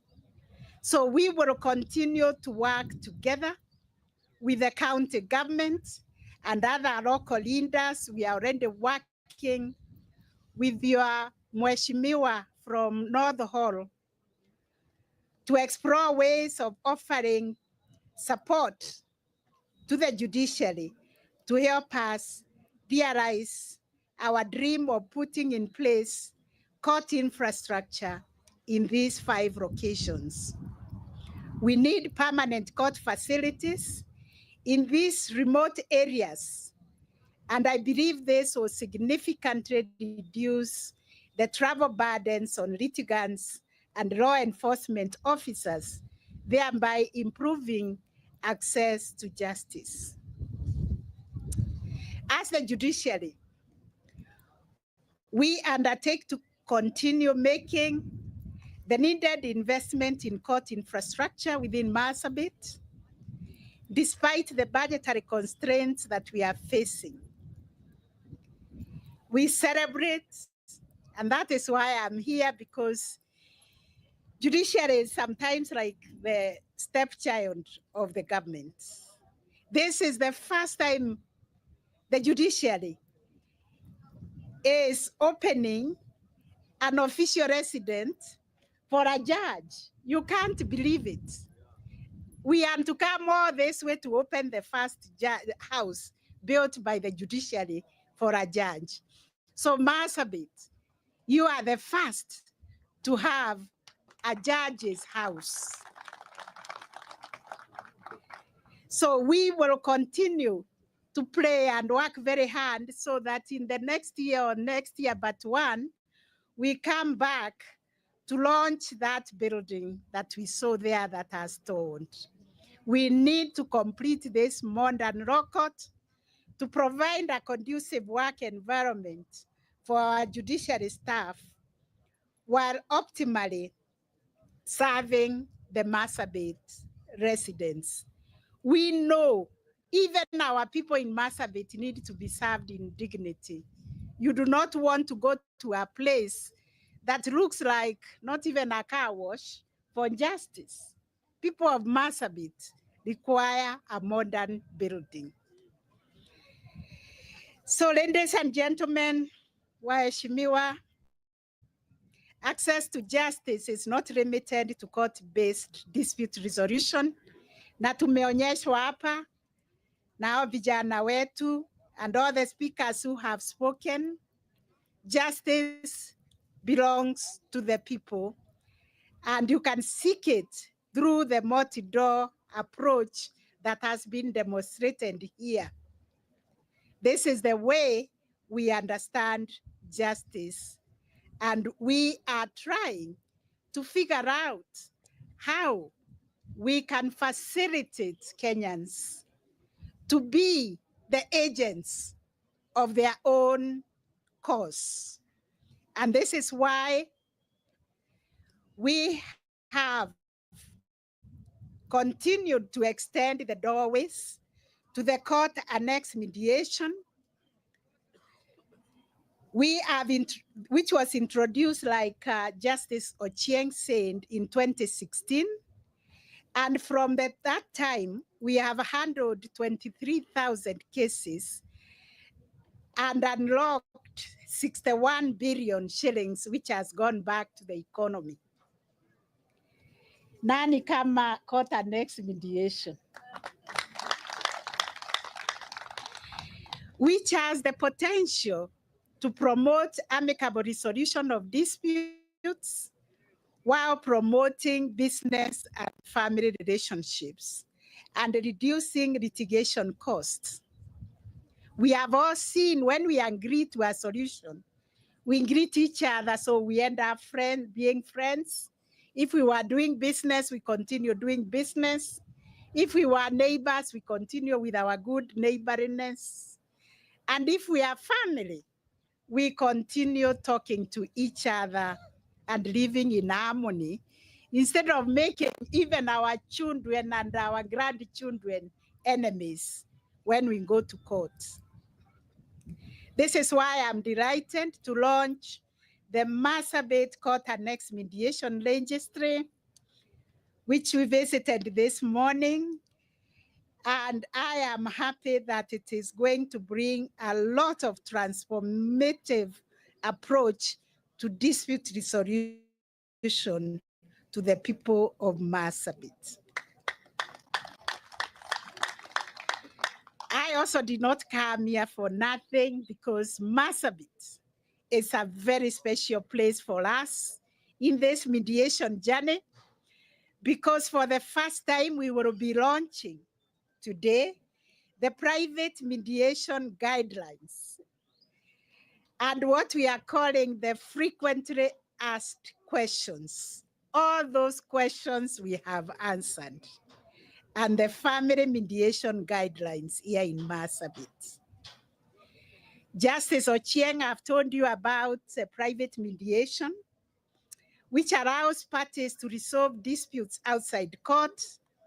Samani tulijua ni lazima tuende kotini tuandikishe kesi, ndio sasa tuende kuongea.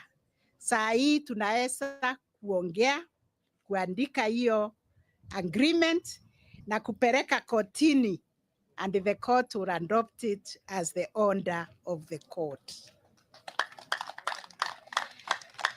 That is an innovation, Your Excellency the Governor, that is brought about by these great people, the Committee on Court Annexed Mediation, and many jurisdictions in Africa want to understand how we came here. So asante sana, Committee on the Court Annexed Mediation. For the family mediation guidelines, will provide tailored support for resolving family disputes. It is notable that family disputes often require sensitivity to preserve our relationship and to guide future interactions. Mediation offers a platform for parties to discuss their interests and therefore minimize friction. I commend the Court Annexed Mediation Committee, chaired by the Honorable Justice Friend Ochieng, who has just discovered that he also comes from Marsabit, and all the stakeholders and the working group for their tireless efforts in championing mediation across the country through training and owning the annual mediation summit. I also want to extend our appreciation for the critical support by our development partners, including the IDLO, the International Development Law Organization, for facilitating the mediator training and stakeholder sensitization on mediation in Marsabit. Another critical area and avenue for dispute resolution within the multi-door approach is the alternative traditional justice system. As every speaker has said, since time immemorial, communities in Kenya have resolved disputes through culturally relevant and effective traditional mechanisms. In recognition of the continued relevance and utility of these traditional mechanisms for dispute resolution, we are also launching the Marsabit County NJS Action Plan, the NJS Model, and the NJS Ukumbi Suite. Thank you, Dr. Accord, for explaining how the NJS Action Plan was brought about through very careful thinking, very careful consultation with the elders and community practitioners. You agreed how we are going to promote harmony in our 14 communities living in Marsabit. We want to leave no one behind because everybody is created by God. Everybody lives years of rights. So everybody's rights will be taken care of through this Ukumbi suite that we are launching today. It will address all the land issues, all the petty offenses, all the intercommunity conflicts and boundary disputes. But we were told to care about our children. And the governor just confirmed to me in this community, including my very own, the Boronas, you agreed we will not have FGM. We will not.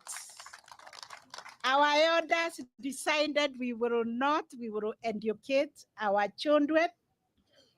We will not have child marriages because we all want to nurture our children. We want to take them to school.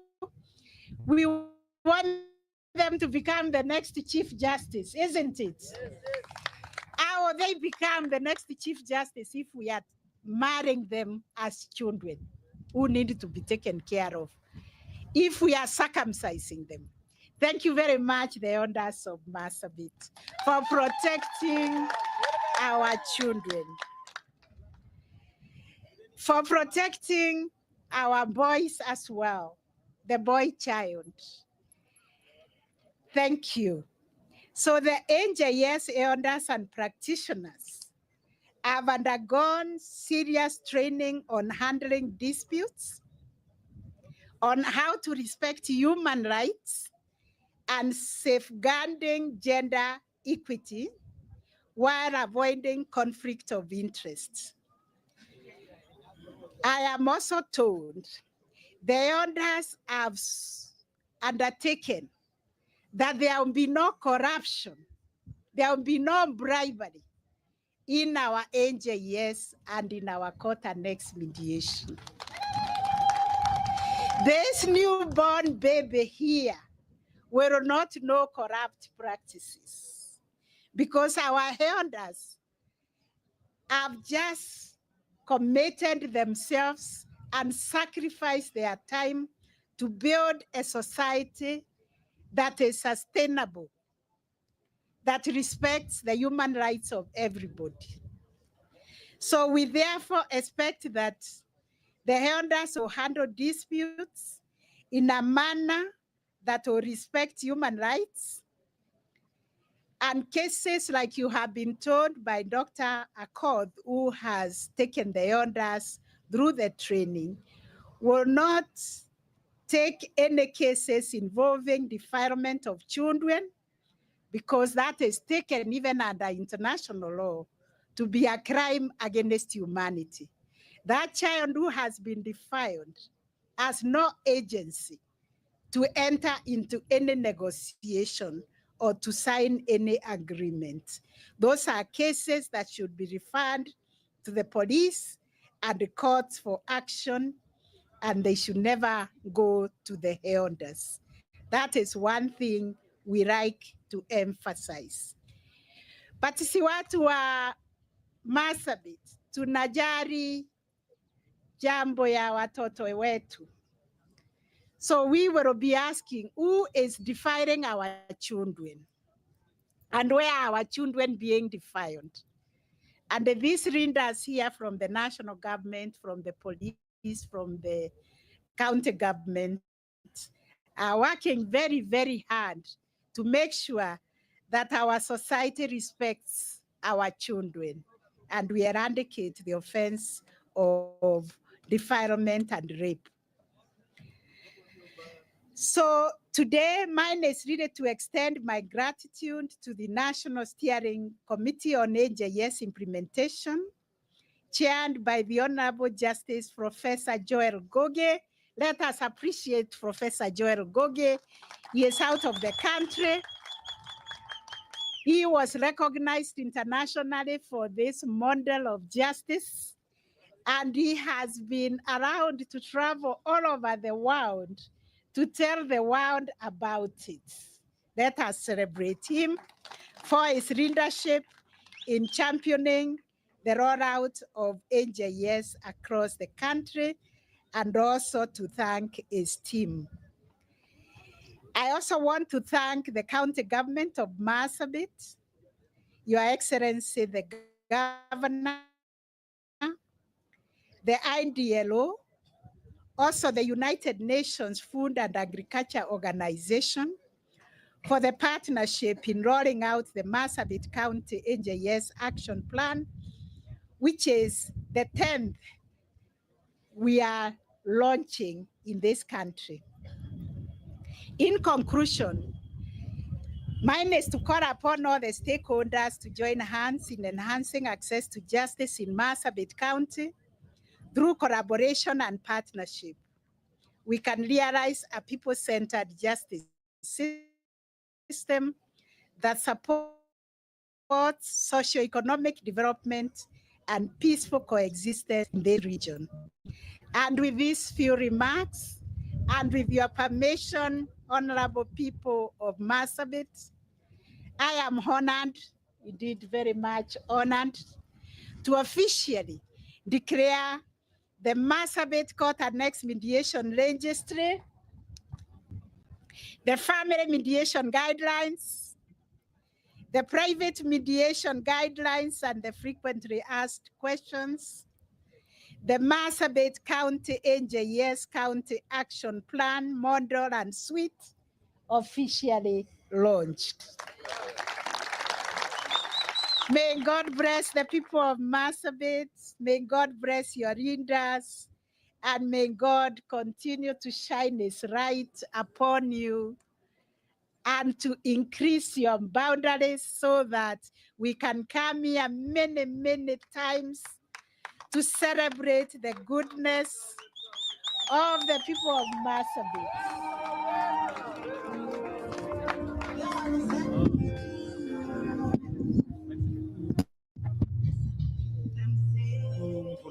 Yes, Your Excellency.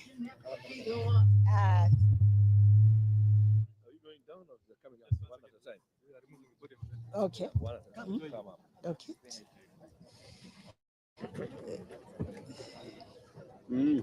Okay. Very good. So this. Yes. She'll bring up. Yeah. Just come all the way. Yes. So CJ, I think one by one. Yeah. You're accompanied by the governor. And Okay. Now, this is the frequently asked questions about private mediation agreements, which we are honored to launch with His Excellency the Governor and declare it launched. Very good. Oh yeah, coffee. Very good. Thank you very much. This is Your Excellency the Court Annexed Mediation, Family Mediation Guidelines. You can see a beautiful picture of a husband and wife greeting each other after agreeing how to run their affairs. Well done. Well done. Your Excellency, all the solutions are solved here. Guidelines for processing private mediation agreements in Kenya. It may be commercial, it may be land, it may be whatever agreement you enter into. Very good. Well done. And this is the action plan for the county. A very well thought out and researched document which was brought about after a lot of consultation with the people of Marsabit, the cradle of mankind. Well done. Well done. Well done. Well done. Congratulations, people of Marsabit. We take a photo? Yes. Here. Thank you. We shall now have a photo with the governor and the judges as they hold the launched documents.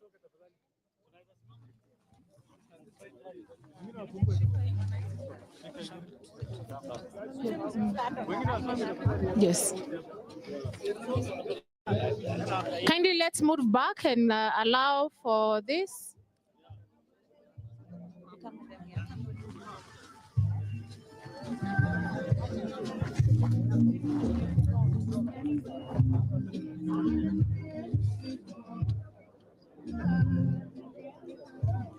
Mwambie tayarishe national anthem.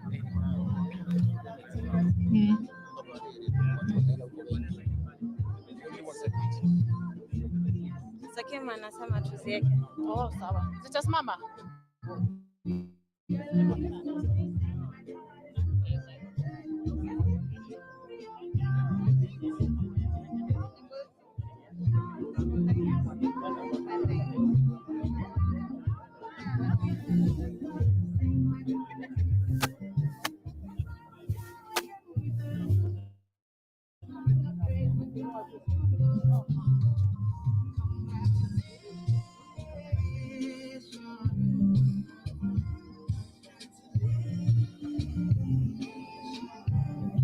Thank you. We shall have the national anthem and we shall be guided on the exit protocols thereafter.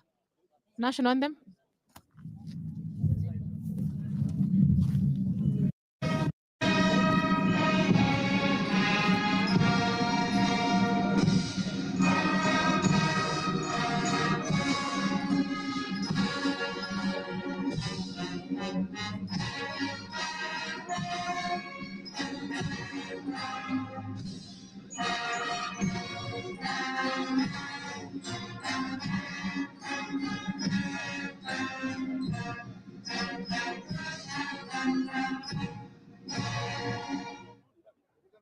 Thank you very much, Honorable CJ. I wish now to give the guidance on how we are going to move from here. Naomba tutulie tafadhali wananchi. Msafara wa gavana utakuwa wa kwanza kuondoka katika eneo hili. Msafara wa gavana utakuwa